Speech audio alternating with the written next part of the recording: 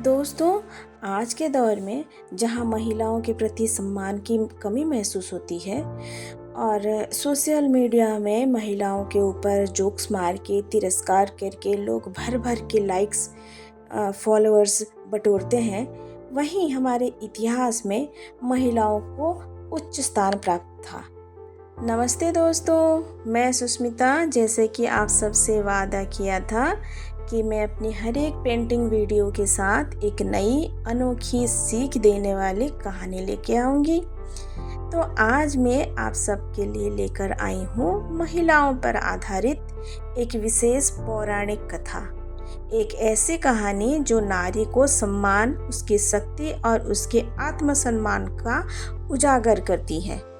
आपको जानकर आश्चर्य होगा कि तमिलनाडु के एक विशेष पर्व में पत्नी पूजा की जाती है, जो यह दर्शाता है कि नारी को देवी का स्थान दिया गया है। इस कथा के जरिए हम उस समय की गरिमा और आज के समय की ज़रूरत दोनों को जोड़ते हुए एक प्रेरणादायक संदेश देंगे। रंगों और भावनाओं से भरी इस कहानी की यात्रा शुरू करते हैं। यह सिर्फ एक कहानी नहीं, बल्कि हर महिला के लिए एक सम्मान का संदेश है। मेरा आप सभी से विनम्र अनुरोध है कि कहानी और पेंटिंग का अंत तक जरूर देखिए, क्योंकि अंत में छुपा है एक ऐसा भाव जो शायद आप सबका दिल को छू जाए। तमिल भाषा में एक महाकाव्य था जिसका नाम था सिलप्पाधिकारम। यह दक्षिण भारत का सबसे पहला और प्रमुख महाकाव्य माना जाता था, जिसे इलंगो आदिकारंग नामक एक लेखक ने लिखा था। सिलप्पाधिकारम का अर्थ है नुपुर की कथा, और इसमें नुपुर से जुड़ी बेहद रोचक कहानी का वर्णन किया गया है। इस कहानी में कोवलन नामक एक व्यापारी व्यक्ति, जो कि कन्नगी नामक एक व्यापारी लड़की से विवाह करता है, और दोनों खुशी खुशी चोल वंश की राजधानी कावेरीपट्टनम में रहते थे। एक दिन कावेरीपट्टनम में एक वार्षिक महोत्सव हुआ, जिसमें कि माधवी नामक एक प्रसिद्ध गणिका नृत्य करने आई। वो नृत्य प्रदर्शन को कोवलन भी देखा, तो वो माधवी पर मोहित होके वो कन्नगी को छोड़ के माधवी के साथ रहने लगा। जब यह बात कन्नगी को पता चली, तो कन्नगी एक धर्मपरायण महिला थी। वो पहले से ज़्यादा भक्ति में लीन हो गई और कोवलन से कुछ नहीं बोला। इस बीच माधवी और कोवलन से एक पुत्री भी पैदा हुई, जिसका नाम था मणिमेघलई। और धीरे धीरे समय बीतते गए। समय के साथ फिर से वार्षिक उत्सव का आयोजन हुआ, और ये माधवी फिर से वो वार्षिक उत्सव में नृत्य प्रदर्शन करने जाती है, और वहाँ फिर से वही अंग भंगी करके नृत्य करके सबको मोहित करने की कोशिश करती है, जो कि कोवलन को बिल्कुल भी पसंद नहीं आता है। और वह फिर से कन्नगी के पास लौट आता है, और वहाँ वह दुखी होकर कहता है कि अब वह माधवी के पास नहीं जाएगा, और वो दोनों यहाँ कावेरीपट्टनम में भी नहीं रहेंगे, बल्कि वो दोनों पांडे वंश की राजधानी मदुरई में चले जाएंगे। लेकिन वहां जाने के लिए उन्हें कुछ धन की आवश्यकता होगी। कन्नगी के पास एक पायल थी। वह पायल को कोवलन को देती है, ताकि वह उसे बेचकर कुछ पैसा जुटा सके, जिससे कि वो दोनों मदुरई जा सके। तो कोवलन एक पायल को लेके बेच के कुछ धन इकट्ठा करके दोनों पांडे वंश के राजधानी मदुरई पहुंच जाते हैं। लेकिन वहाँ भी उन लोग को व्यापार करने के लिए कुछ और धन का आवश्यकता होता है।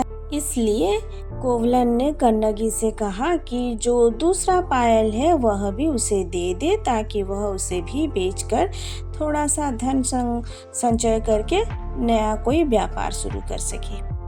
कन्नगी उसे दूसरा पायल भी दे देती है, और उसे लेकर वह एक सुनार के पास बेचने चला जाता है। ठीक उसी दिन पांड्य वंश की राजा नेदुंजेलियन की रानी का पायल भी गायब हो गया रहता है। तो नेदुंजेलियन के जो सेवक और सुरक्षा कर्मी होते हैं वो जगह जगह रानी के पायल ढूंढ रहे होते हैं। जब वे कोबलन के पास वह पायल देखते हैं तो उसे पकड़कर राज दरबार में ले जाते हैं और राजा के सामने पेश कर देते हैं, यह कहते हुए कि इसके पास पायल है। और राजा बिना सोचे विचारे उसको मृत्यु दंड दे देते हैं। जब कोवलन के मृत्यु दंड की खबर कन्नगी को मिलता है तो कन्नगी दौड़े दौड़े राज दरबार पहुंच जाती है और रानी जी से सीधा सवाल करती है कि आपके सैन्यों के द्वारा बरामद की गई पायल को देखकर आप बताइए कि यह पायल सच में आप ही की है। जब रानी जी ने पायल देखा तो उन्होंने इनकार कर दिया और कहा कि नहीं, इसमें तो हीरे जवाहरात जड़े हुए हैं, जबकि उनके पायल में मोतियां जड़े हुए थी, इसलिए यह पायल उनका नहीं हो सकता। यह सुनते ही राजा को एहसास हुआ कि उन्होंने कितना बड़ा गलत निर्णय ले लिया था और यही सोच में उनकी मृत्यु हो गई। राजा की मृत्यु होते ही पूरे राज दरबार में अफरा तफरी मच गई। उस समय बिजली नहीं हुआ करती थी और लोग मसालों से रोशनी किया करते थे। मसालों का इस्तेमाल होता था। जब अफरा तफरी हुई तो किसी के हाथ से मसाल गिर गया, मसाल हाथ से छूट गया और उससे पूरे मदुरई में, पूरे राजमहल में आग लग गई। इस तरह पूरा राज दरबार जलकर राख हो गया। सब लोग कहने लगे कि यह कन्नगी का क्रोधाग्नि है जो संपूर्ण मदुरई को जला के राख कर दिया। उसके बाद कन्नगी वह स्थान छोड़ के चेर राज्य की बांझी राजधानी में आके तपस्या में लीन हो गई और तपस्या में वह भगवान से यह कहती रही कि मुझे अगले जन्म में भी कोबलन ही पति के रूप में प्राप्त हो। और यह कथा में अंत में कन्नगी सती हो जाती है और मृत्यु के बाद वह अपने पति के साथ स्वर्ग में वास करती है।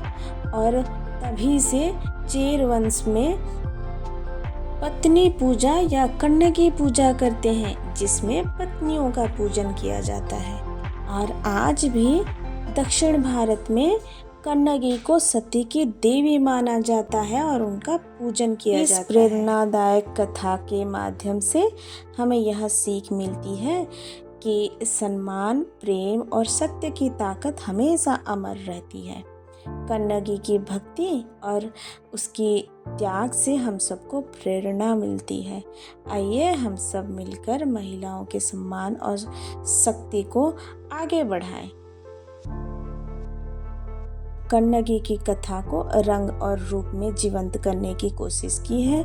उम्मीद है यह पेंटिंग आपके दिल को छुए और आपको इस कथा की गहराई और उसकी प्रेरणा का अनुभव कराए। और देखिए, ये बात करते करते कहानी ख़त्म होते होते हमारा पेंटिंग भी कंप्लीट होने आ गया है। तो अगर आपको पेंटिंग या कहानी या हमारा उपस्थापना कुछ भी आपको अच्छा लगा हो तो मेरा चैनल को सब्सक्राइब करिएगा, कुछ अच्छा सा कमेंट करिए, कुछ ख़राब भी लगा होगा तो सजेशन में ज़रूर लिखिए ताकि मैं अपने अगले वीडियो में उसको सुधार के आपके रोचक के अनुसार ही मैं वीडियो परिवेषण कर पाऊँ। तो इतना आप लोगों से अनुरोध रहा, पूरा वीडियो देखिएगा, वीडियो का मजा लीजिएगा। थोड़ा सा भी कुछ अच्छा लगा हो तो एक लाइक ज़रूर करिएगा, दोस्तों के साथ शेयर करिएगा। कोई भी आपके घर में अगर छोटा बच्चा है जो ड्राइंग या पेंटिंग का इच्छुक है तो मेरा ये चैनल आपके लिए बहुत उपयोगी है। होप आप सब एंजॉय किए होंगे। तो थैंक यू, धन्यवाद। जुड़े रहिए, हंसते रहिए और मुस्कुराते रहिए।